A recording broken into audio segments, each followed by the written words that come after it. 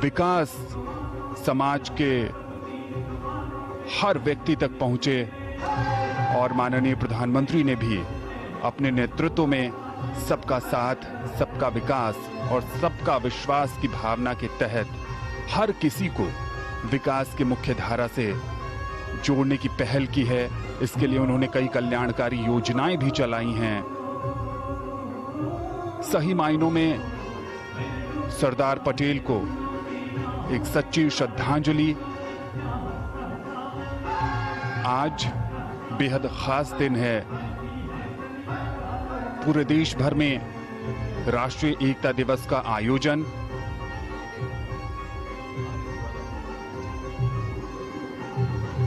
Statue of unity Sardar Patel के सामर्थ्य और समर्पण का सम्मान तो है ही, ये न्यू इंडिया के नए आत्मविश्वास की भी अभिव्यक्ति है।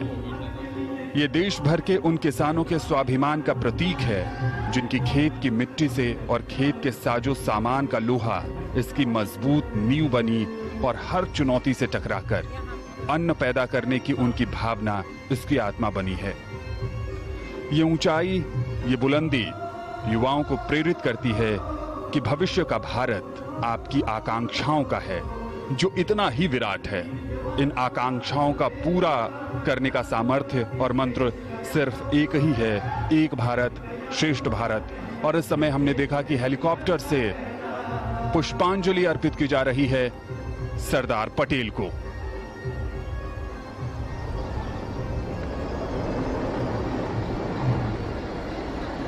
Floral tributes being showered from the skies, a dedication to the Iron Man of India, Sardar Vallabhbhai Patel.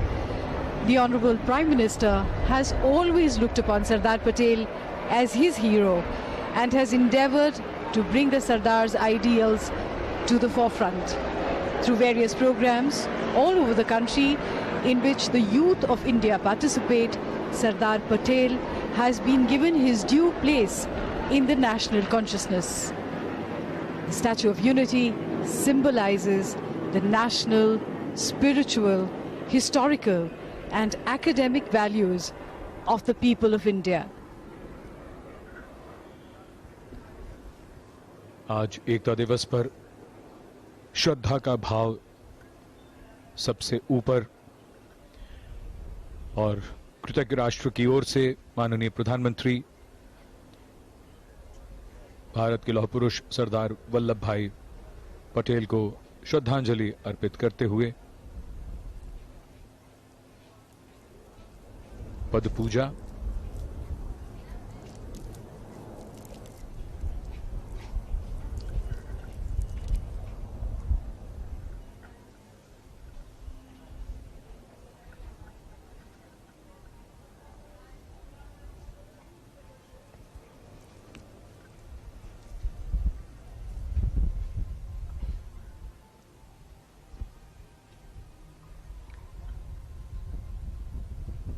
Corona महामारी के समय में हालात बदले हैं, लेकिन भारत मां के सच्चे सपूत को श्रद्धांजलि के लिए कृतज्ञ राष्ट्र की ओर से माननीय प्रधानमंत्री यहां उपस्थित भारत मां के ऐसे सपूत जिनके व्यक्तित्व की दृढ़ता और इच्छा शक्ति के कारण देश और दुनिया उन्हें लौह पुरुष के नाम से जानती है।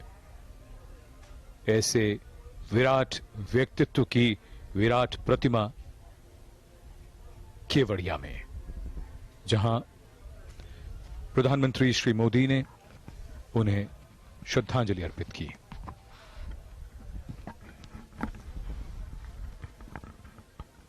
The Prime Minister paying tributes to Sardar Vallabhbhai Patel, and the tallest statue is a reminder to us of the great contribution of Sardar Vallabhbhai Patel to the unity of India.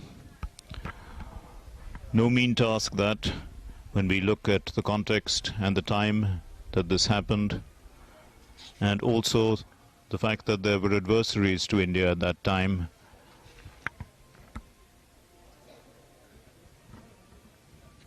And in fact, the members of parliament made it quite clear that the contribution of Sardar Vallabhbhai Patel was so great that many of them didn't quite understand what he was doing until it was finally achieved. He was called the Bismarck of India, and the wisdom of the Bismarck of India had been too much for them to understand, is what they had said, until it was finally achieved.